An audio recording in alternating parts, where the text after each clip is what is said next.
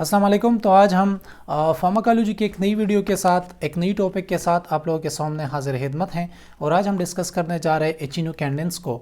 एचिनोकैंडिन्स क्या चीज़ है? एचिनोकैंडिन anti fungal drugs में एक सेपरेट फैमिली है जिनके अंदर मोस्टली 3 इंपॉर्टेंट मेंबर्स होते हैं, जो कि 3 इंपॉर्टेंट मेंबर्स पे ये मुश्तमिल फैमिली होती है, जो जिनके नाम्स आप यहाँ पे देख सकते हैं। It consist of 3 important members और उनके नाम है कैस्पो फंजिन, मीका फंजिन और तीसरी जो मेंबर है इस फैमिली के वो है एनिड्यूला फंजिन।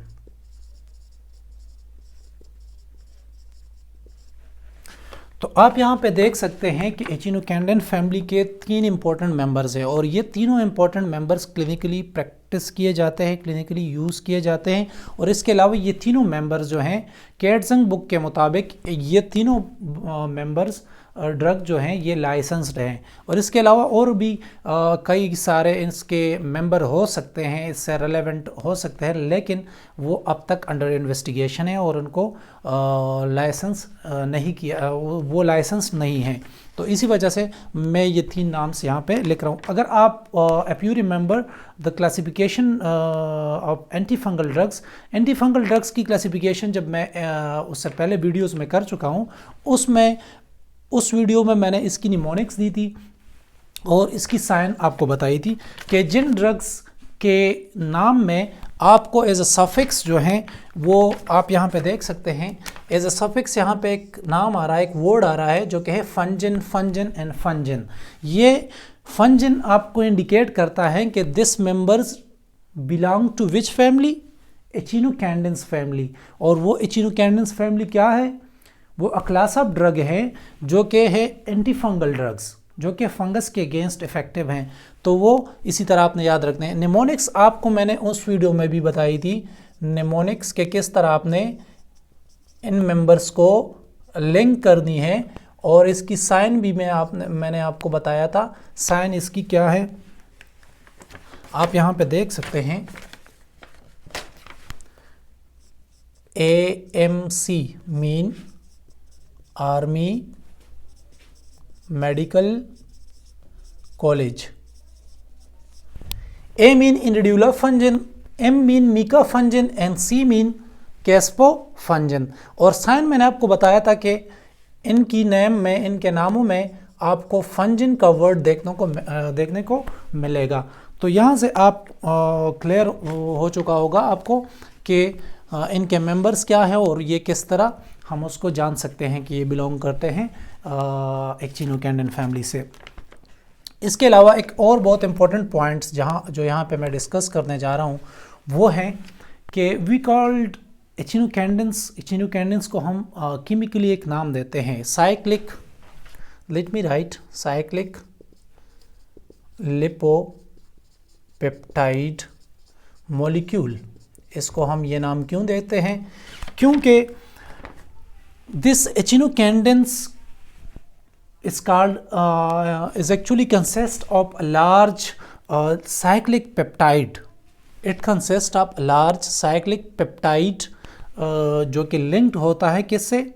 एक long chain of fatty acid के साथ। तो it is a large cyclic peptide जो कि एक लिंक होता है किससे? उसकी साइड जो चेन होती है वो बनी होती है फैटी एसिड से। तो इसी वजह से हम इसको फैटी एसिड की जो यहाँ पे कंपोनेंट है इसको लेपो इसलिए कहा जाता है पेप्टाइड, क्योंकि इसकी जो मेन कंपोनेंट है, जो इसकी जो केमिकल नेचर है वो पेप्टाइड है। और उस पेप्टाइड की जो कन्फिग्रेशन है, उसकी जो स्ट्रक्चर है वो साइक्लिक है, जिनके साथ एक लॉन्ग फैटी एसिड की चेन लगी हुई होती है। तो इसी वजह से मैं इसको साइक्लिक लाइपोपेप्टाइड मॉलिक्यूल कहता हूँ।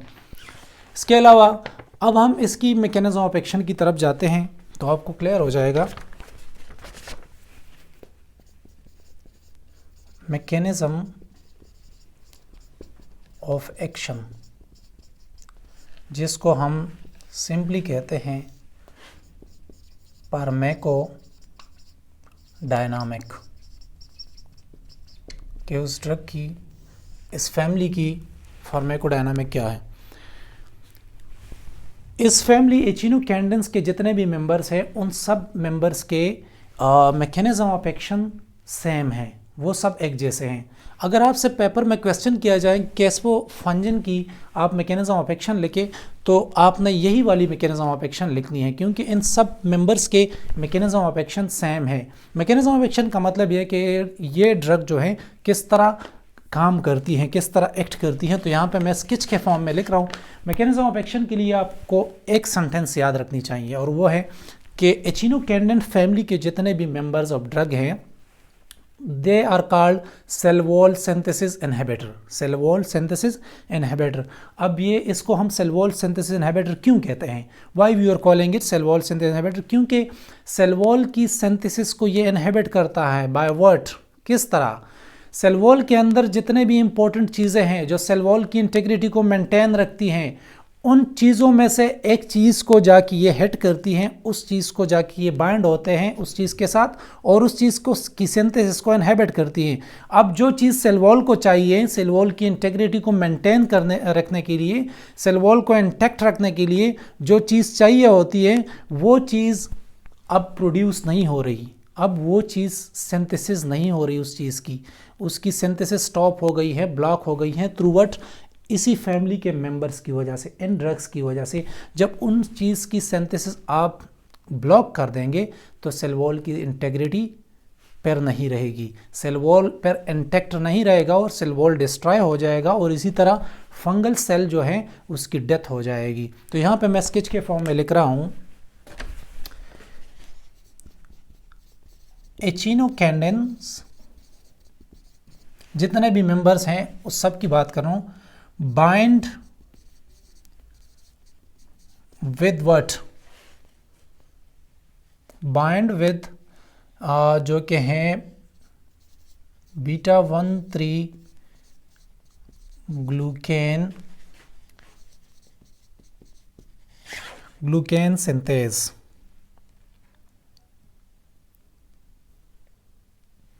ग्लूकेन सिंथेज कॉम्प्लेक्स के साथ, जो कि एक एंजाइम है।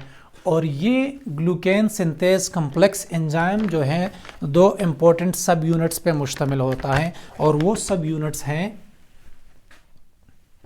इनके दो इम्पोर्टेंट सब यूनिट हैं। उसको मैं अगर डिफरेंट कलर से लिख लूँ,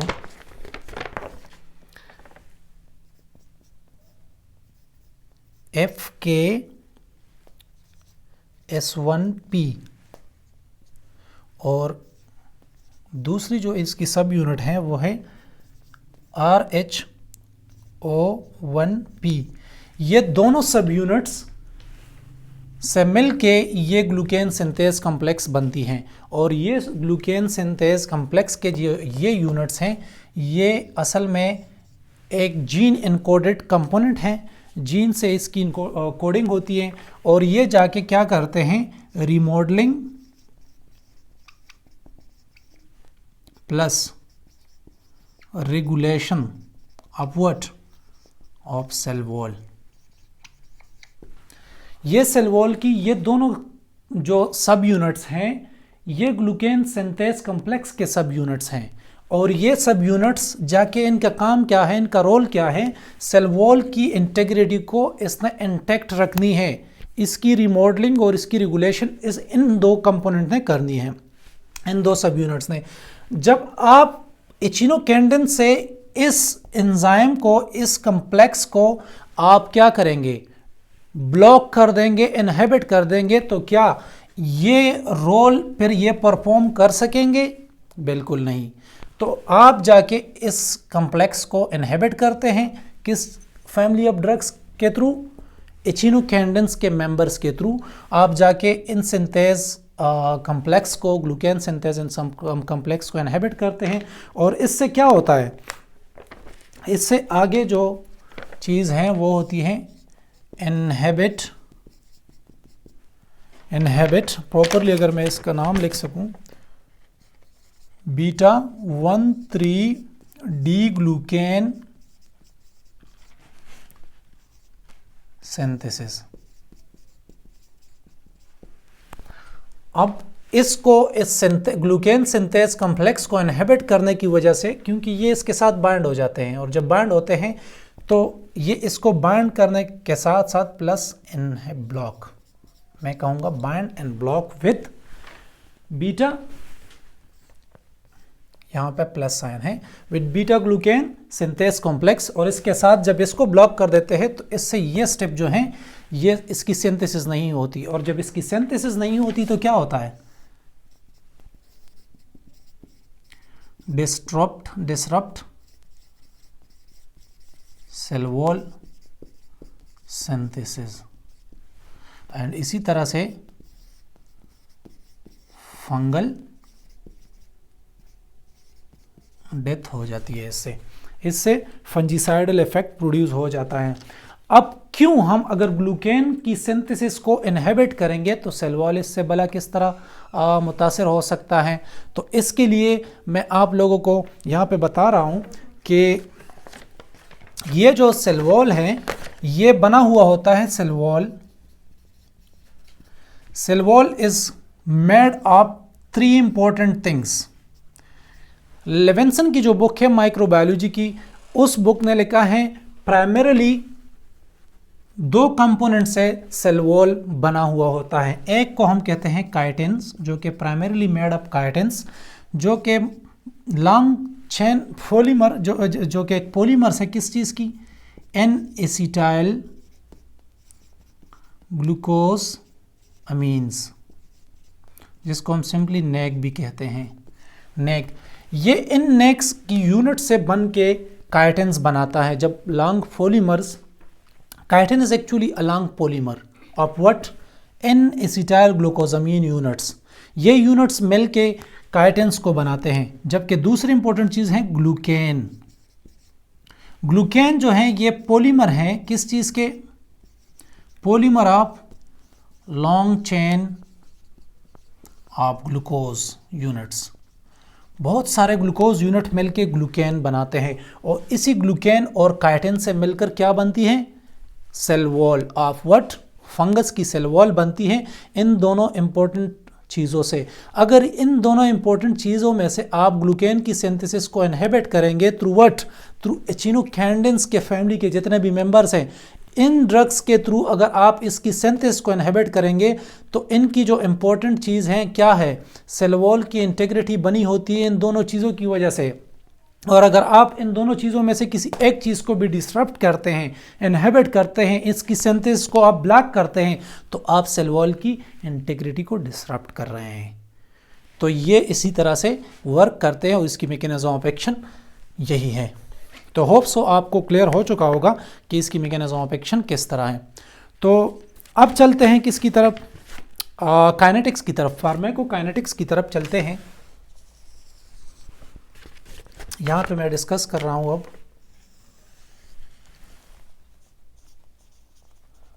फार्माकोकाइनेटिक्स ऑफ व्हाट, एचिनोकैंडिन्स। फार्माकोकाइनेटिक्स के लिए आप लोगों को मैंने बहुत पहले भी बताया था कि आपने काइनेटिक्स के हवाले से 4 चीज़ें याद रखनी हैं कि एडमिनिस्टर इसको हम किस तरह करेंगे, इस फैमिली के मेंबर्स को किस तरह एडमिनिस्टर करेंगे, ओरली एडमिनिस्टर करेंगे, इंट्रावीनसली इन्फ्यूज़ करेंगे इंजेक्शन के थ्रू, और भी बहुत सारे रूट्स हैं, इंट्राथीकली करेंगे, किस तरीके से हम करेंगे, तो ये आपने याद रखनी है इसके हवाले से। दूसरी चीज़ मैंने आपको बताया कि डिस्ट्रीब्यूट कहाँ पे हो रहा है। तीसरी चीज़ कि मेटाबोलाइट्स कहाँ पे होता है, कहाँ पे इसकी ब्रेक डाउन होती है। और चौथी चीज़ आपने याद रखनी है कि इसकी एक्सक्रीशन और एलिमिनेशन किस तरह होती है। तो ये इन चारों चीज़ों को मैं यहाँ पे लिख रहा हूँ। नंबर फर्स्ट थिंग कि इसको हम IV इंट्रावीनसली इन्फ्यूज़ करते हैं, एडमिनिस्ट्रेशन।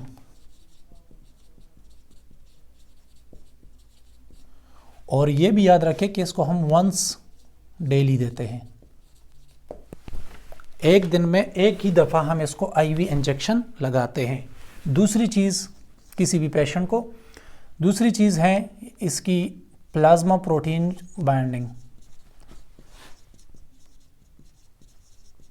बाइंडिंग इसकी बहुत ज़्यादा हाई है। इसकी तीसरी इंपॉर्टेंट चीज़ इसकी मेटाबॉलिज्म हेपेटिक है, लेवर इसको मेटाबोलाइज करती है। चौथी चीज़ इसकी एक्सक्रीशन, इसकी एक्सक्रीशन है किडनी जिससे यूरिन के थ्रू ये निकलते हैं, प्लस गैस्ट्रोइंटेस्टाइनल ट्रैक्ट जो कि है फीसेस। इन दो तरीक़ों से इसकी एक्सक्रीशन होती है बॉडी से। तो ये है फार्माकोकाइनेटिक्स। ओवरऑल आप देखें, फार्माकोकाइनेटिक का खुलासा मैं आप लोगों को दे देता हूँ। समरी इसकी है कि हम इसको, इस ड्रग के मेंबर्स को हम क्या करते हैं, इस फैमिली के मेंबर्स को हम इंट्रावीनसली इंजेक्ट कराते हैं। इसके अलावा ओरली इसकी कोई भी वो डोज अवेलेबल नहीं है, डोजेज फॉर्म अवेलेबल नहीं है, तो हम इसको इंट्रावीनसली इन्फ्यूज़ कराते हैं। दूसरी चीज़, इसकी प्लाज्मा प्रोटीन बाइंडिंग कैपेसिटी और एफिनिटी बहुत ज़्यादा है। तीसरी बात जो है वो है मेटाबॉलिज्म इसकी, हेपेटिकली लिवर में इसकी मेटाबॉलिज्म होती है।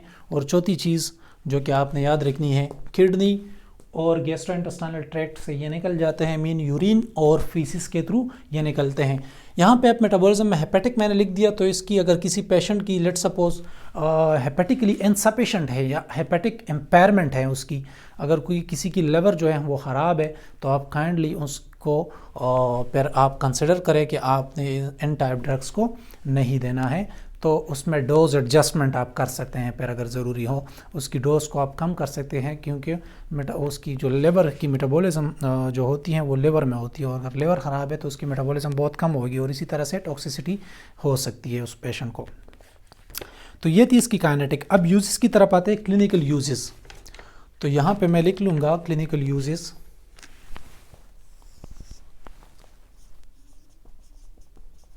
क्लिनिकल यूजेस, इस फैमिली ऑफ ड्रग के क्लिनिकल यूजेस क्या हैं?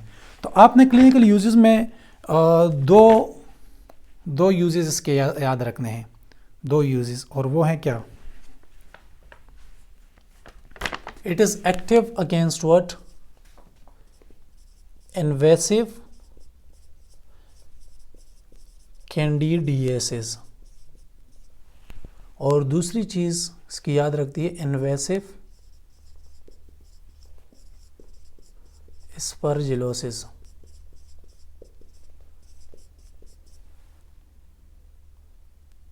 मेन कैंडिडा स्पीशीज के अगेंस्ट और स्पर्जिलस स्पीशीज के अगेंस्ट ये क्या है? इफेक्टिव है। तो अगर एक पेशेंट है, लेट सपोज वो टॉलरेंट है, उसकी बॉडी अगर टॉलरेंट है किस चीज़ को, एम्फोटेरेसिन बी को या एजोल के किसी भी मेंबर को, अगर वो टॉलरेंट हैं या वो ड्रग्स इन पे काम नहीं कर रहे हैं, वो फेल हो चुके हैं इन टाइप कंडीशन को ट्रीट करने में, तो फिर हम इसको एचिनोकैंडिन फैमिली के किसी भी मेंबर को देते हैं। और इन दोनों कंडीशन में वो क्या है, हम एचिनोकैंडिन फैमिली के मेंबर्स को यूज़ कर सकते हैं। अगर किसी को इन्वेसिव कैंडिडियासिस है जिसमें कैंडिडीमिया भी आता है, एसोफेजियल कैंडिडियासिस है अगर किसी को, तो म्यूकोक्यूटेनियस कैंडिडियासिस है, तो इन सारे कॉम्प्लिकेशंस और कंडीशंस में ये एचिनोकैंडिन्स के फैमिली जो है वो इफ़ेक्टिव है। और इन्वेसिव एस्पार्जुलोसिस इसकी सेकंड ऑप्शन के तौर पर ये भी यूज़ कर सकते हैं हम, सेकंड लाइन ऑफ ऑप्शन के तौर पे, लेकिन फर्स्ट लाइन ऑफ ऑप्शन इनकी है कैंडिडियासिस के अगेंस्ट। यूजेस हो गए। अब हमने जाना है ड्रग इंटरेक्शन की तरफ। यहाँ पे मैं लिख रहा हूँ ड्रग इंटरेक्शन। अगर लेट सपोज एक पेशेंट है वो रेजिस्टेंट है टू एम्फोटेरेसिन बी या एजोल की किसी फैमिली के मेंबर के, तो हम फिर किसकी तरफ जाते हैं? एचिनोकैंडिन्स की तरफ, और उसे देते हैं। अब ड्रग इंटरेक्शन है,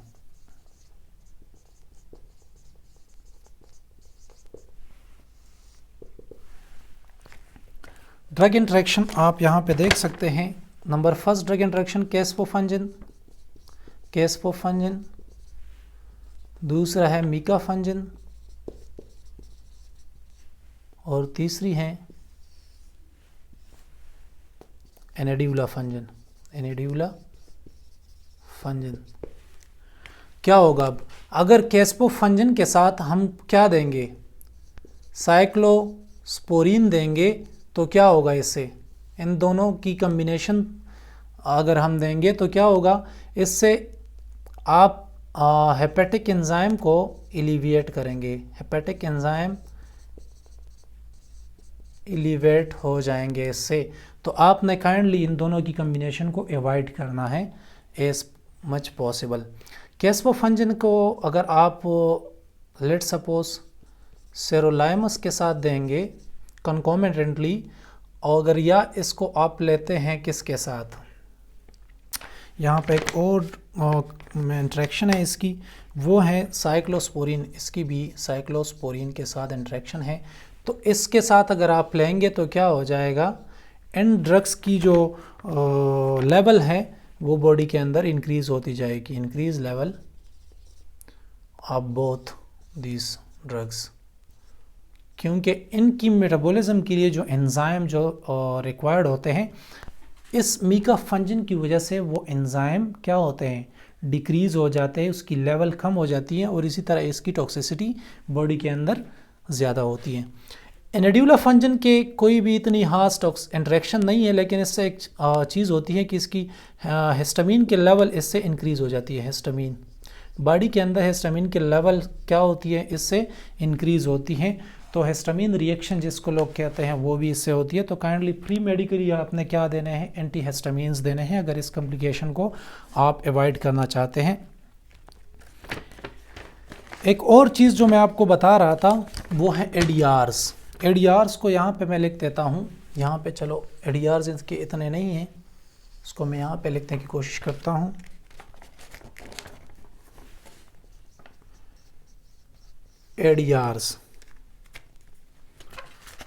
एडीआरस में फर्स्ट आपने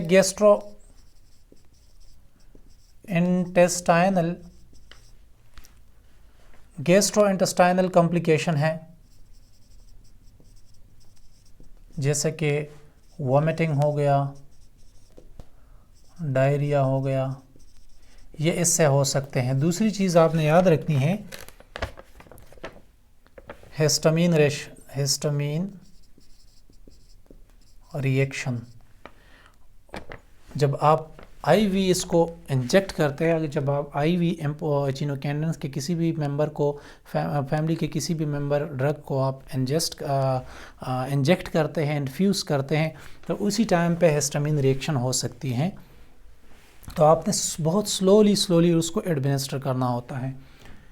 तो इसके अलावा 3 फ्लशिंग भी इससे रिपोर्ट हुई हैं, रैशेज़ आते हैं किसी भी पेशेंट को एज अ साइड इफ़ेक्ट, एडीआरस के तौर पे उनको रैशेज़ भी हो सकते हैं। तो ये थी आज की जो सेशन थी, वो एकिनोकैंडिन जो कि एक एंटी फंगल ड्रग की फैमिली है उसके हवाले से थी, और इसकी जो फैमिली मेंबर्स हैं उसके बारे में आपको इतना कहूँगा कि कैस्पोफंजिन जो है, ये caspofungin was the first member of this family, ये इस फैमिली के सबसे फर्स्ट मेंबर है। और इसके अलावा ये दोनों जो हैं, मीकाफंजिन एंड एनाड्यूलाफंजिन, ये दोनों नेवर ड्रग्स हैं, ये नई डिस्कवर्ड हुई मेंबर्स हैं इस फैमिली के। तो ऑलमोस्ट इनकी हर चीज़ सेम है, आपने ये याद रखनी है। तो अगर आप एचिनोकेंडेंस की ये वाली mechanism of action, pharmacokinetics, ADRs, clinical uses, drug interaction याद रखेंगे, तो होप सो कि आप इन सब मेंबर्स की डिस्क्रिप्शन कवर कर जाएंगे, और ये इन सब मेंबर्स की भी डिस्क्रिप्शन है। तो kindly support my channel, do subscribe my channel, and let me know your suggestions, your queries in the comment section. Thank you very much. Thank you.